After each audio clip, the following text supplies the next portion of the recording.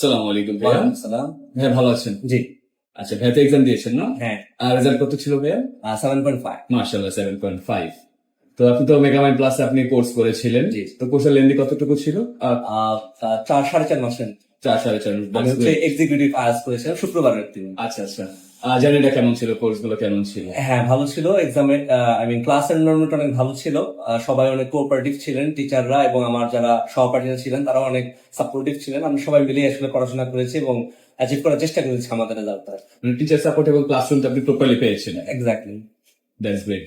ভাই কি মক দিয়েছিলেন কোনো মেগামাইন্ড প্লাসে? হ্যাঁ, মক দিয়েছিলাম আমি আমার পরীক্ষার কিছুদিন আগে এবং ওখানে আমি বেশ কিছু ভুল করেছিলাম। পরে আমি এখানে এসেছিলাম এবং সেই ভুলগুলো শুধরানোর কারণেই কিন্তু আসলে আমি আমার ডেজার্ট স্কোরটা পেয়েছি।